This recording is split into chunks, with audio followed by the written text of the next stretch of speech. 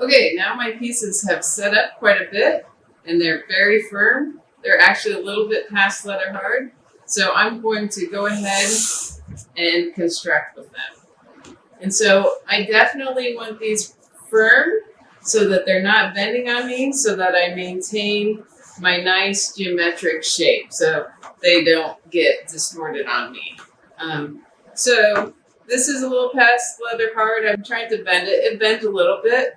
I don't want to bend it anymore because it'll crack on me.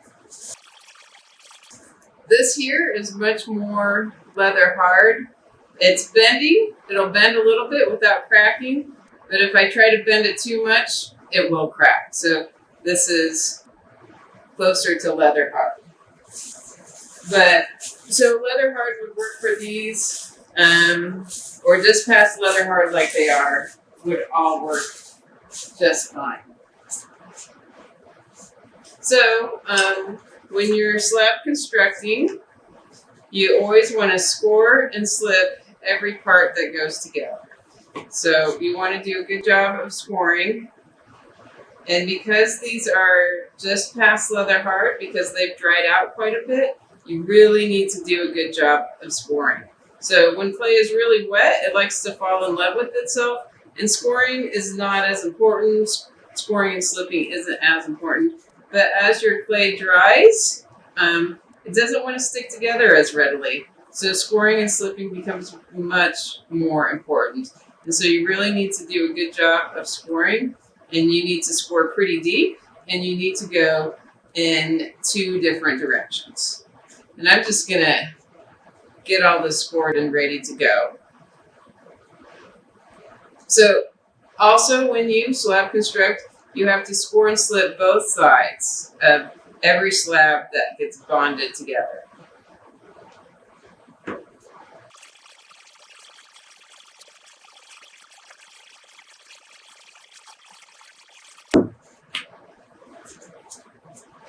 Okay, so I'm using my pastry bag to slip with.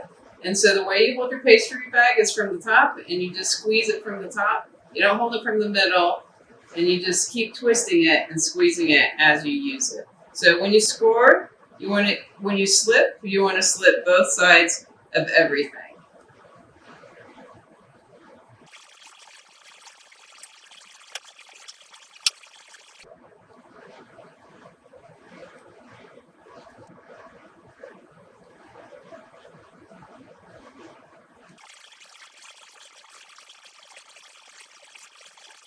So you can tell my clay is nice and firm. It's not distorting on me. It's not changing its shape, which is exactly what I want when I'm building geometric shapes. And so now where the slabs connect to each other, you always score and slip and add a welding coil. And I'll do this on the inside and on the outside.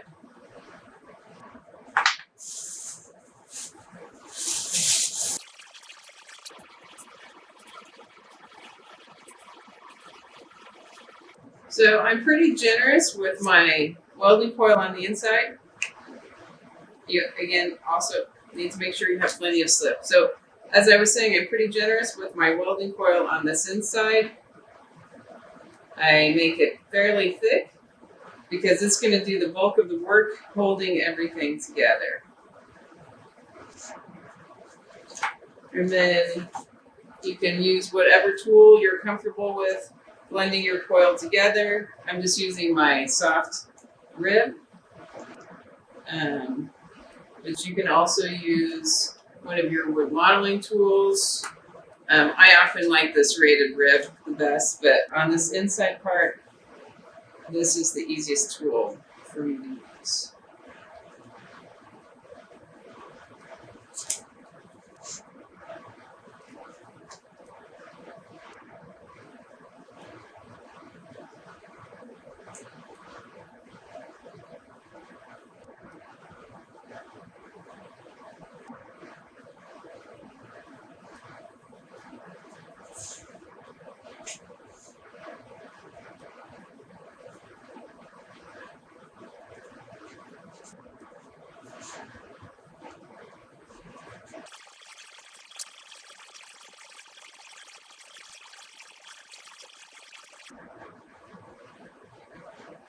Then make sure you push it together so that it's really touching and in full contact.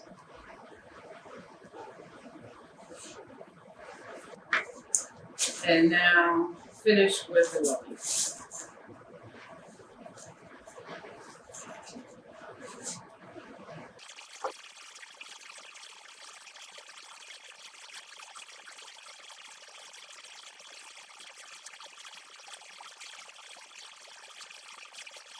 So when you're joining your slabs together, you always have to score and slip both sides of the slab, both sides where they come together, and do score and slip and add your welding coil on both sides, because you really want to make sure that this holds together.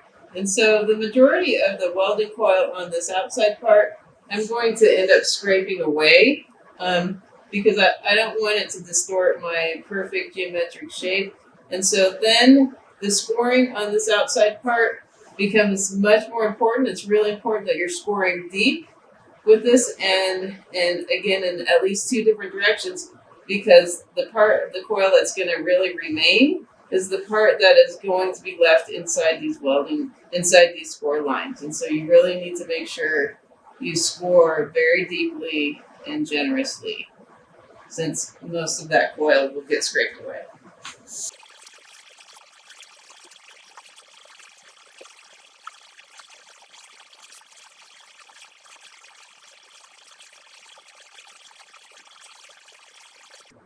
So I've rolled out two different sizes of coils here. Some of them are thick, those go on the inside, and the other ones are thin, those are the ones that go on the outside.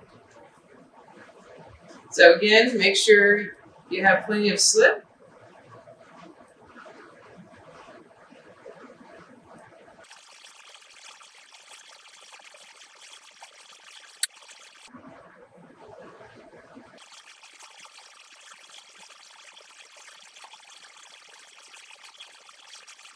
Oftentimes, with my welding coil on the outside, I like to flatten it out a little bit, because really its main job is just to span the gap between the two slabs. And so if you flatten it out, it does its job a little bit better.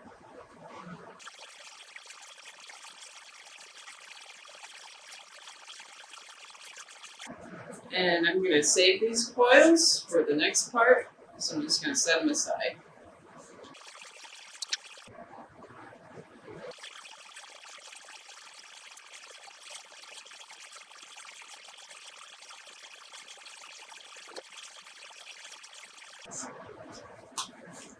And now I'm using my serrated rib to blend in the welding coil on the outside.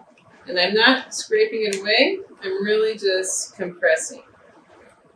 I'm compressing that clay coil, my welding coil, into those core lines I've created.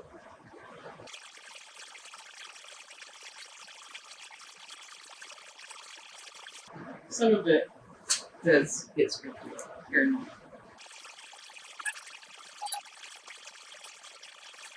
So now I'm going to take a minute and clean it up a little bit while it's still wet.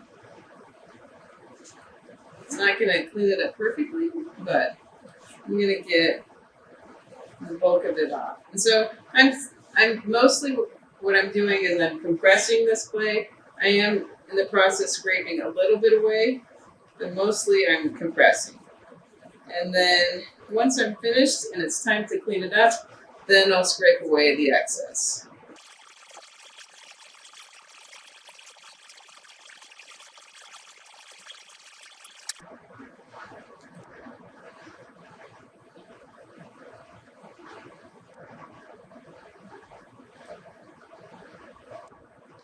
So I'm just dry fitting this to see how well it fits together. And it kind of fits together. Well, pretty well. I'm just gonna. So that's telling me where I want to score.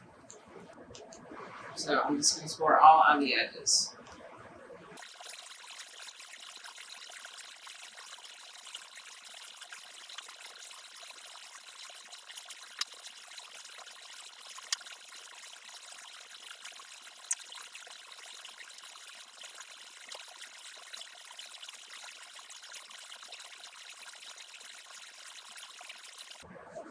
And to hold that in place, I'm gonna go ahead and add my welding coil.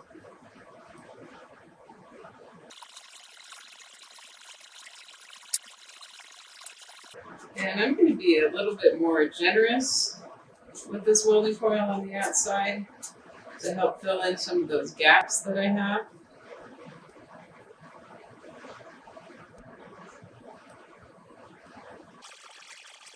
And then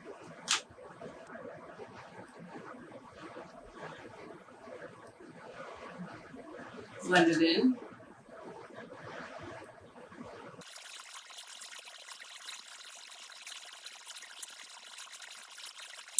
And then make sure you score and slip on the inside part to add that welding coil as well.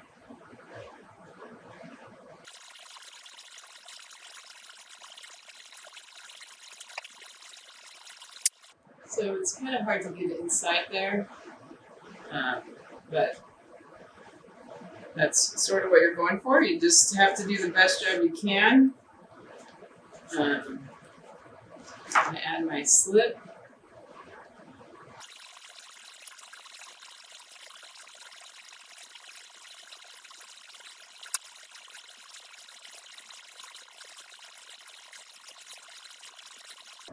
Now blend it in. So use whatever tool makes sense. You can, obviously your finger's a really good tool.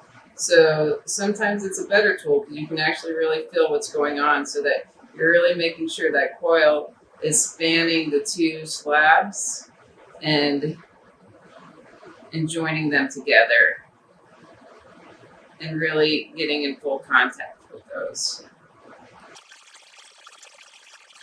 That's pretty good. It's not the most beautiful thing. So I'm going to take a minute and really clean that up with my wood modeling tool.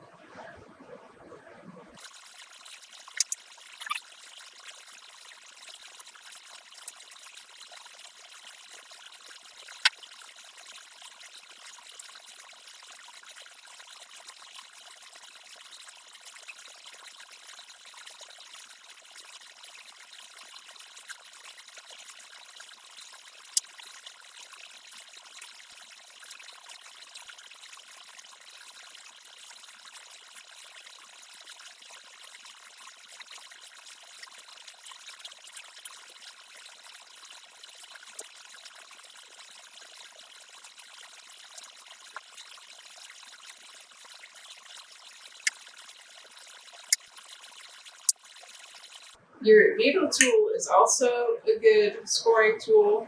Sometimes it helps get in those tricky areas. I also have one that's got a bend to it, which you can see right here. And that actually will get in that crevice a lot better.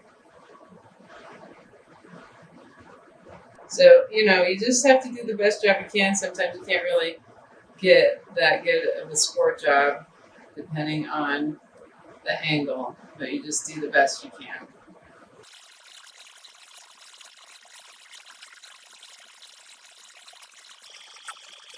So now I'm compressing this coil in to the slab, and I'm also going to be scraping extra away.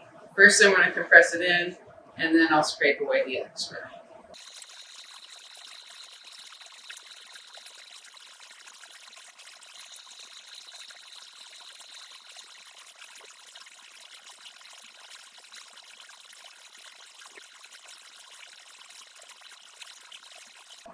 And then you can do more cleanup with a surform. These are two different kinds of surforms. You can get them at your local hardware store, and it just takes off the excess really nice and neat.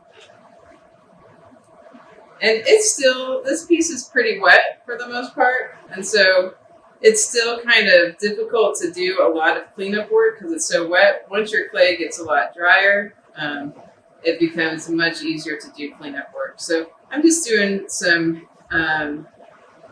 basic cleanup work, and then I'll wait till it turns a lot harder before I do more cleanup work. So when I first cut out the pieces, I cut this top section a little bit too big, so that way I would have room to adjust it after it was all built. So now I am just cutting it down to fit.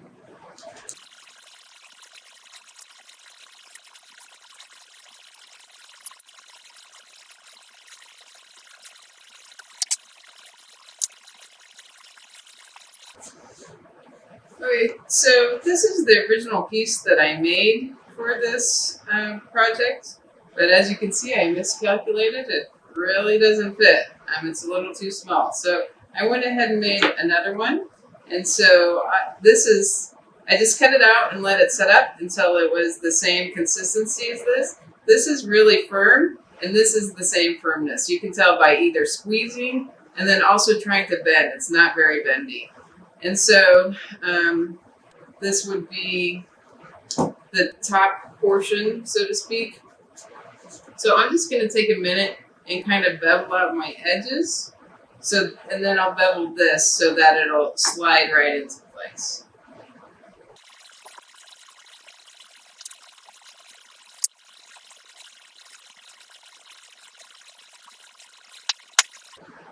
Okay, so it's nicely beveled. And so now I'm just going to score and slip and put it in place.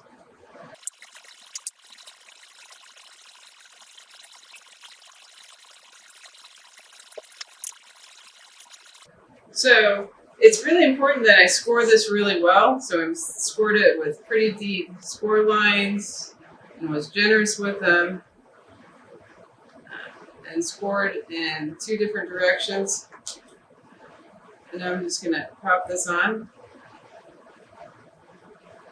And it's really important now to do a really great job scoring here as well, because as you can see, now I've just closed off my piece.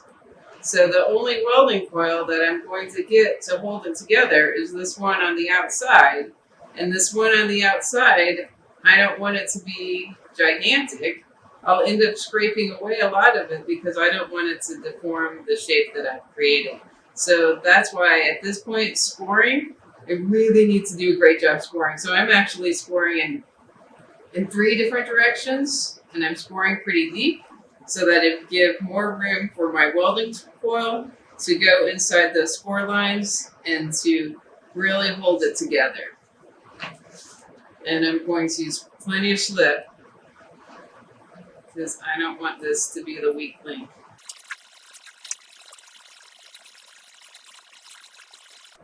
And I'm going to kind of plan this out. So now I have basically a lot of trapped air inside here, which right now is really helpful. So all of that trapped air really helps support this top keystone piece that I put in. It helps keep it from falling in or collapsing in. Because of all that trapped air, I've got some nice air pressure helping to hold it up. So because I have all this trapped air, though, at some point I am going to have to put a hole in it somewhere. Otherwise, it's going to explode in the kiln. I'll have a little or a not so little time bomb. But so I'm really trying to compress this coil into those score lines. And then I'm going to do a little bit more compression again. A little cleanup and compression.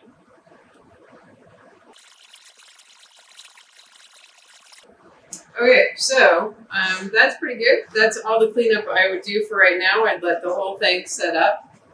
Also, you know, if I wanted, this might be an interesting shape if it's this direction. And this would be a much more difficult shape to build this way. So a lot of times it's easier to build things upside down, and then once they're firm and they set up, you can turn them what you deem as right side up. The interesting thing about this shape is that it creates really nice, beautiful negative space on the underneath. It really lets it sort of appear to hover and gives it a visual lift because of all the negative space underneath it. But for me, this really is the right side up for it. But again, it's pretty sloppy. It's well constructed, but it needs to set up before it's time to clean up.